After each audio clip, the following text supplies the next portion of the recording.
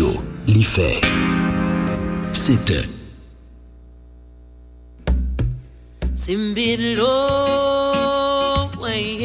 Bonjour, ici Malou Boboir sur Alter Radio.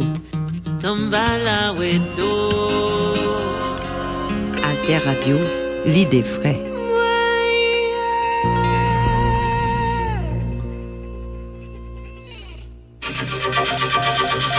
La plateforme Alter Press Alter Radio, leader de l'information utile et de la diffusion des idées en Haïti. Alter Press depuis 2001, pionnière de l'information en ligne. Alter Radio depuis 2015, pionnière de l'information web radio en ligne. Alterpress.org, alterradio.org. Sur les ondes 106.1 FM à Port-au-Prince. La plateforme Alter Press Alter Radio pour l'émergence d'une population bien informée. Bien informée. La plateforme Alter Press Alter Radio, leader de l'information utile et de la diffusion des idées en Haïti.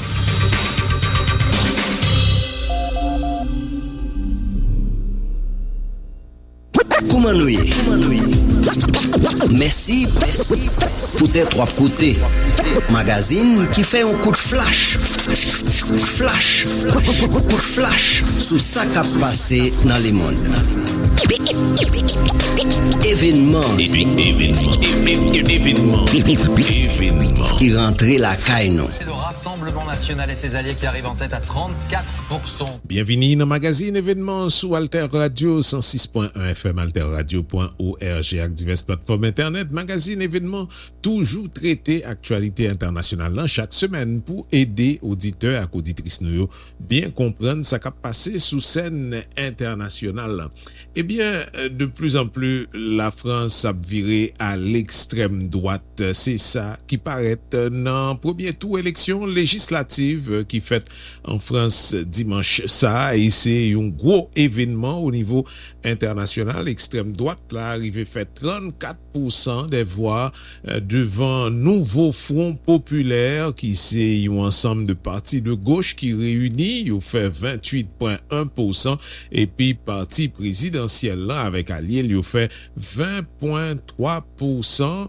Il estimé que t'es gagné 65.8% dans français qui t'es al voté, yo même qui t'a voté dans premier tour élection législative que vous considérez comme historique pour t'es élu 577 députés dans Assemblée nationale là qui c'est chambre députée en France après que président Emmanuel Macron t'es fin crasé parlement.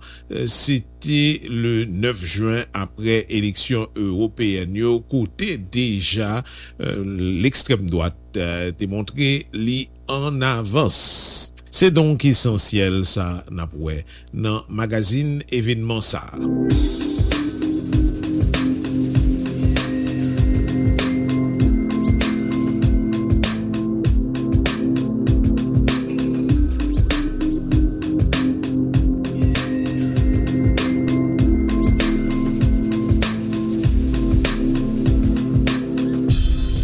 Aujourd'hui, les Français ont été au rendez-vous de leurs responsabilités.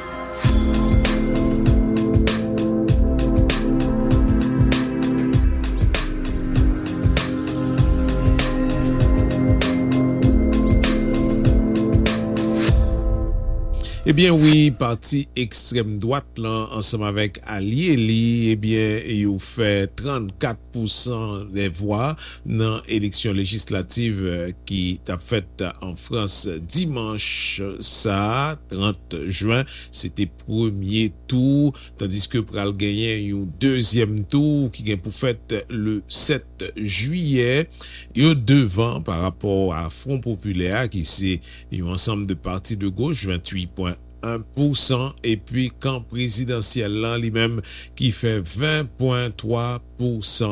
Gen en pile français qui était sorti dans la rue pour y aller voter. C'était une élection qui était en pile en jeu la dernière, et suspense l'arrêté toujours. De toute façon, pour le moment, ça clair, c'est que président Emmanuel Macron qui était misé sur une division entre la gauche et l'extrême droite pour le lui-même même passé l'an mi-temps pour le joindre une majorité absolue, eh bien, monsieur fait mauvais calcul, il prend une grosse défaite d'après sa analyse yo fait qu'on est dimanche 30 juin ça, l'an premier tour élection législative anticipée qui fait en France, li vini loin et c'est presque 15 points qui séparent avec Rassemblement National là. Annonce résultat yo, c'était un coup de marteau sous tête en pile français.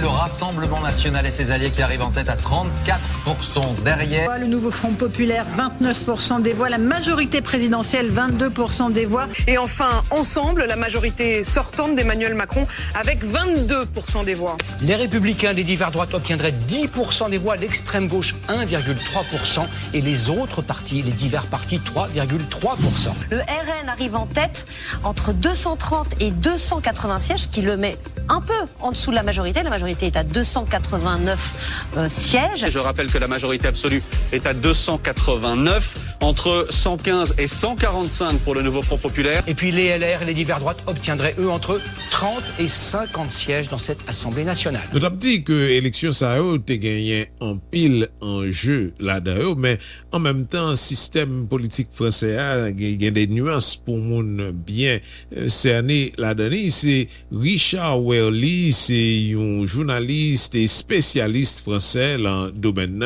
qui a parlé de question majorité absolue, majorité relative dans le cas système français et comment yo passé par élection ça pour capable arriver des possibilités former un gouvernement et c'est ça que fait parler de l'extrême droite aux portes du pouvoir en France.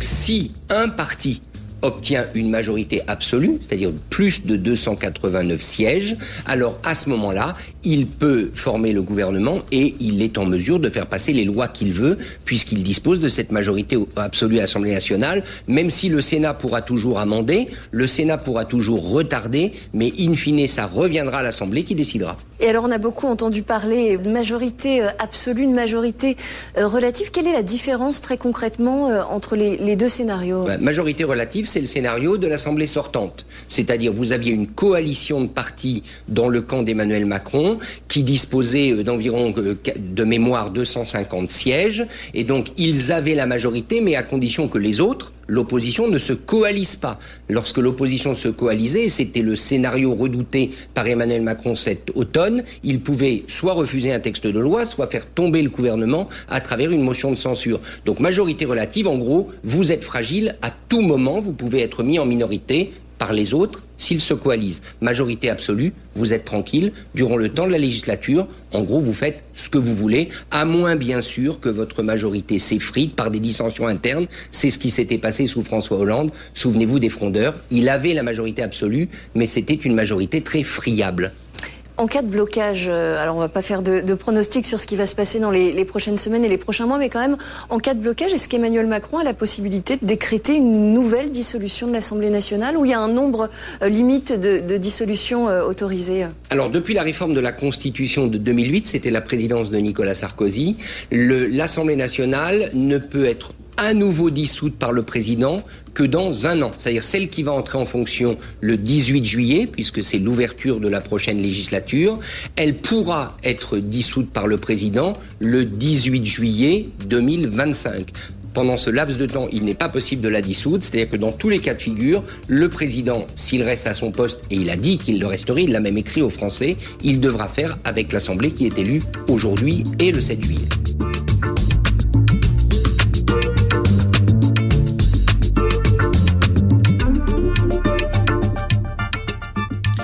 Un élément qui montrait que t'es grand pile en jeu dans l'élection ça, c'est niveau de participation.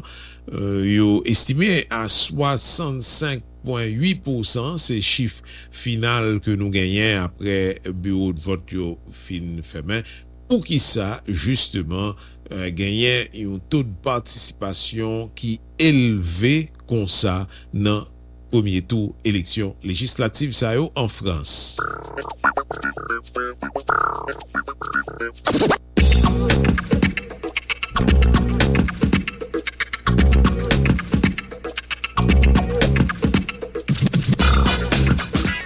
C'est historique en tout cas sur ces 40 dernières années, parce que quand on remonte à l'histoire lointaine de la Ve République, on a eu des taux de participation dans un certain nombre d'élections législatives qui étaient de 80%.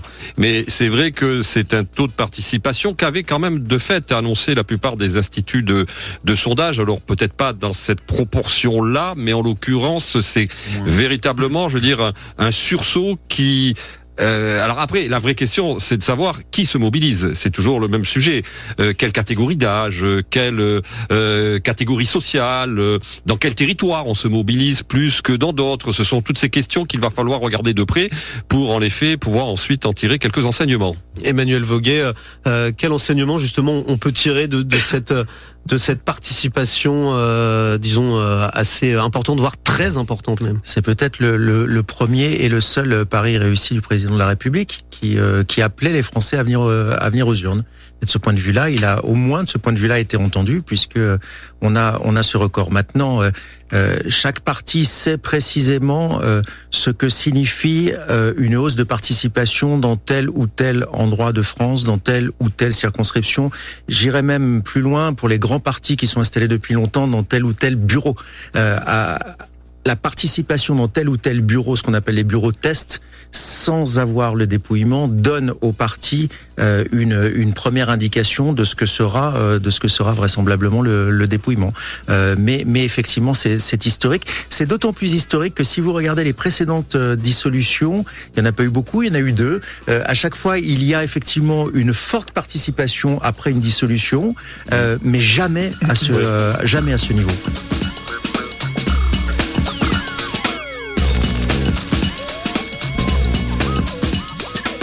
Alors, kounyen que résultat yo konnen yo et que Rassemblement National la extrême droite la très en avance dans résultat qui sorti yo, eh bien kounyen c'est qui stratégie pour capable river l'en deuxième tour là, soit extrême droite là bon côté pal li rive font percer et pour le capable gagner Premier ministre li, et yo te dit, yo te besoin majorité absolue pour ça, ou bien bon côté la gauche, comment pour yo river faire yon pas en plus et camper avancer extrême droite là, ou bien qui wall que troisième position ou bien qui wall que parti présidentiel là qui en troisième position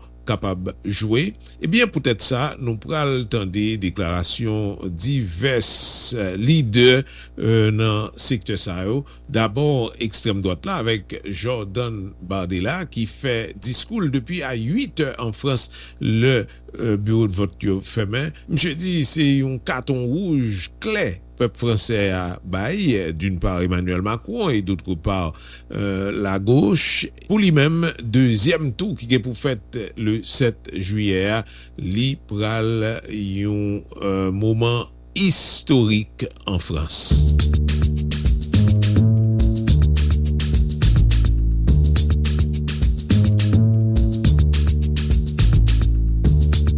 Aujourd'hui, les Français ont été au rendez-vous de leurs responsabilités. Ils ont fait honneur à notre démocratie et je tiens à les en remercier. À nouveau, 3 semaines après les élections européennes, qui ont entraîné la convocation de ces élections législatives anticipées, ils ont rendu un verdict sans appel et confirmé leur aspiration claire au changement. En portant les candidats du Rassemblement national et de ses alliés en tête, en leur permettant d'accéder au second tour dans une écrasante majorité de circonscriptions, les Français ont fait naître un espoir sans précédent dans tout le pays. Je veux leur exprimer ma gratitude et je les appelle à rester mobilisés dans un ultime effort dimanche 7 juillet prochain. Le vote qu'ils exprimeront dimanche prochain est l'un des plus déterminants de toute l'histoire de la Ve République. À l'évidence et au regard des résultats, le camp présidentiel, encore largement désavoué aujourd'hui, n'est plus en mesure de l'emporter. Et le score élevé de l'extrême gauche soulève des inquiétudes majeures. Désormais, le choix est clair et deux chemins s'offrent à la France. D'un côté, l'alliance du pire, celle du nouveau Front populaire rassemblé derrière Jean-Luc Mélenchon, qui conduirait le pays au désordre, à l'insurrection et à la ruine de notre économie. De l'autre, l'Union nationale, que j'ai l'honneur de conduire aux côtés de Marine Le Pen, d'Éric Ciotti et de nos alliés. Cette alliance inédite, motivée par l'intérêt national, est désormais l'unique rempart républicain et patriote qui peut faire gagner la France, protéger nos institutions, rétablir la sécurité, décréter la paix fiscale et défendre le travail. Bon, pali Jean-Luc Mélenchon, un principal leader la gauche, c'est la France Insoumise, qui fait partie de Nouveau Front Populaire. Eh bien, monsieur dit que c'est une grosse défaite pour président français, lui-même qui te prétend que les gagnants une majorité présidentielle. Pour lui, c'est un progrès considérable que la gauche réussit fait avec élection SAO, au Front Populaire, bien évidemment. Et puis, monsieur soulignait tout niveau de participation qui gagnait dans l'élection SAO, qui était très important. Objectif là, évidemment, c'est parer route Rassemblement National là. Sous l'autorité erratique et méprisante du président de la République, le pays a été mis tout soudain au défi d'une dissolution précipitée. Le président Macron pensait enfermer de nouveau le suffrage universel, l'opinion, dans le choix étouffant dont plus personne ne veut, lui ou le RN. Un vote massif a déjoué le piège qui était tendu au pays. Ce vote a infligé une lourde et indiscutable défaite au président, à ses candidats et à la prétendue majorité présidentielle. Une seule chose est certaine en matière de primature, M. Attal ne sera plus Premier ministre. La formation du nouveau Front populaire il y a 3 semaines, en à peine 24 heures. Ses candidatures communes dès le premier tour, son programme partagé. Et aujourd'hui, le bond de la participation ont déjoué le piège. À présent, nous allons vers un deuxième tour d'une exceptionnelle intensité. Le pays doit choisir. Va-t-il aggraver le pire de ces divisions, celle des inégalités sociales, celle des différences de religion, de couleur de peau, d'origine sociale ou géographique? Ou bien va-t-il se rassembler pour ne former qu'un seul peuple, se consacrant à l'entraide et au bien commun sans condition préalable? Tel est le choix du deuxième tour. Parti qui prend gros défaite là, c'est Renaissance, parti présidentiel là. Et c'est Gabriel Attal, Premier ministre là, qui parlait au noni pour dire que yo pas pral faciliter du tout la tâche pour Rassemblement National. Il demandait pour pas voter moun sa yo du tout, en façon pour Rassemblement National là, pas river gagner majorité absolue dans Chambre députée le 7 juillet. Nos candidats portent en eux la flamme et l'énergie de ceux qui se battent, peu importe les vents contraires, peu importe les circonstances, dans un objectif et un seul, faire gagner nos valeurs et faire gagner la France, motivés par un attachement viscéral à la République une détermination absolue à conjurer les inégalités de destin et un engagement total pour faire avancer notre pays. Nous avons la conviction sincère que nous portons un combat juste, un combat fort, un combat nécessaire et indispensable. Mais ce soir n'est pas un soir comme les autres. Vous me connaissez, je n'irai pas par 4 chemins. La leçon de ce soir, c'est que l'extrême droite est aux portes du pouvoir. Jamais dans notre démocratie, l'Assemblée nationale n'a risqué, comme ce soir, d'être dominée par l'extrême droite. Et donc, notre objectif est clair. Empêcher le Rassemblement national d'avoir une majorité absolue au second tour, de dominer l'Assemblée nationale et donc de gouverner le pays avec le projet funeste qui est le sien. Je le dis avec la force que l'instant appelle à chacun de nos électeurs. Pas une voix ne doit aller au Rassemblement national. Dans de pareilles circonstances, la France mérite que l'on n'hésite pas. Jamais. Si nous voulons être à la hauteur du destin français, il est de notre devoir moral de tout faire pour empêcher le pire d'advenir. Mon histoire personnelle, tout autant que mon parcours politique, me conduisent aujourd'hui et devant vous à me dresser de toutes mes forces contre le projet funeste de l'extrême droite. Elle réduirait nos valeurs à néant, affaiblirait considérablement notre pays et ne ferait qu'ajouter du malheur au malheur pour nos concitoyens qui souffrent. Dans plusieurs centaines de circonscriptions, nos candidats Ensemble pour la République seront présents au second tour et constitueront donc le meilleur choix pour éviter que le Rassemblement national ne dispose d'une majorité absolue. Dans d'autres circonscriptions, et je l'assume car nous avons fait ce choix dès le premier tour dans plus de 60 d'entre elles, cela passera par le désistement de nos candidats, dont le maintien en 3e position aurait fait élire un député Rassemblement national face à un autre candidat qui défend comme nous les valeurs de la République.